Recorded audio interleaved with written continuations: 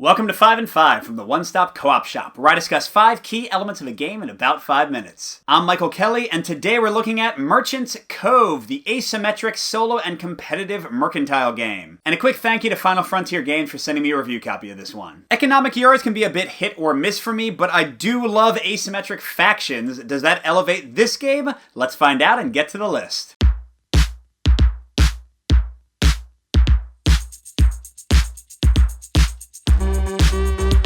So first, for my number 5, I'm going to start with a mix, looking at the modularity of the game system. So with just the core game, you have a few different rogue cards to put into play that influence what powers these rogue meeples will have when you draw them. And you can also mix and match these town person decks to give you different powers and abilities to recruit from. And even taking away the asymmetric factions we'll discuss later, that's already a nice bit to mix up the variety and fun of the game. And the modular options increase to a ridiculous extent if you get the Secret Stash expansion. But that's part of what brings this down to a mix, the fact that you really need a separate expansion to have enough modular options. And then on top of that, the AI doesn't always play well with these. Some of them give too much power to the player to influence things, and the AI won't take advantage of a lot of that, so it can make the game more swingy depending on which modular options you use. But we are stepping up to a full-on pro for number 4. This is something I also talked about positively recently in my Australia video, and that's the time track in the game. So Merchant's Cove uses a pretty basic time track mechanic. Your actions will take 1 or 2 hours, and you move your token around this little clock, and if you're in the back, you get to take the next action. But what elevates this time track beyond those used in other games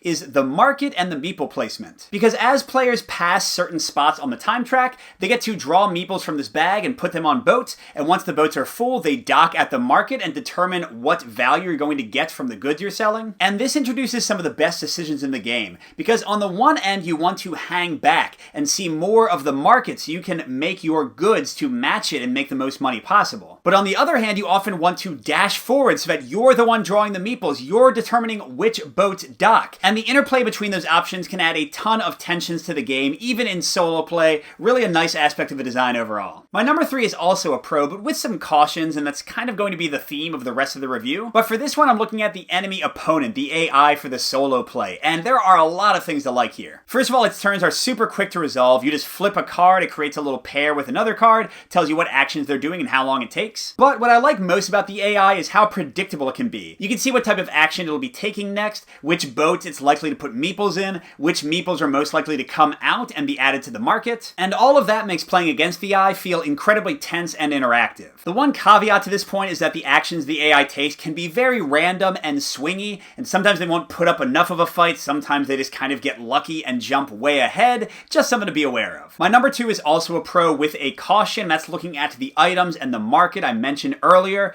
So the whole point of the game is that you're using your unique faction abilities to build these different items, small and large, in 4 different colors, and you're trying to match and control which adventurers land on the different docks because they multiply the value of the items you sell. And this is where a lot of the fun of the game comes in, working through your faction's individual puzzles, figuring out how to get the right goods, trying to manipulate the market so that the AI's goods are worth almost nothing while yours are going to make boku bucks. Simply put, it's got great economic tactical play. But again, a caution here, because the values of the items are multiplicative, you can get a huge lead or fall into a huge deficit if there's like a bunch of adventurers of one color and you do or don't have those items. And because the AI's actions don't react to the relative demand for different colors, it can increase even more that swinginess I already mentioned. Finally, that takes me to my number 1 thing to note about the game, which is the faction variety. And again, this is a pro-ish with some concerns. So one of the game's key selling points is that out of the box, you have these 4 asymmetric factions or characters you can control, and then there are expansions you can buy with even more. And this is absolutely a core selling point of the game because it is a lot of fun to play around with these different characters,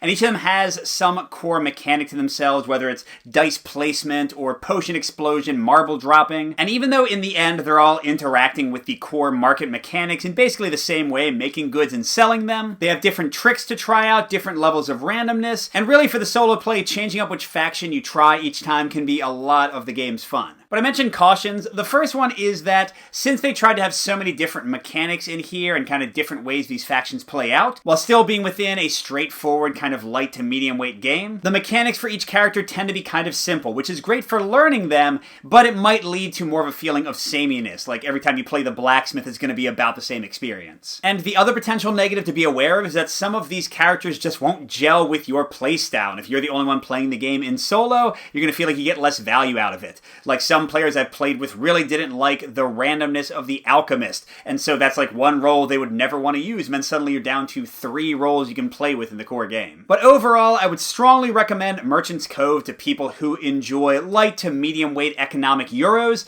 or people who like asymmetric characters and factions. This is kind of a melding of those two things, and they're definitely the best and most exciting parts of the game. But on the other hand, I might urge some caution if you want tons of variety, but you aren't willing to at least pick up the Secret Stash expansion. And also, if you don't like randomness or potentially wild swings in how the AI plays out, you might want to avoid this one because the market can be super volatile. In some games, you'll crush the AI by over 100 points. Other games, you'll barely beat them or lose. And if you want to check out a full solo playthrough of the game using the Alchemist, the Potion Explosion character, click the link that just popped up. Good gaming, and I'll see you at the next stop.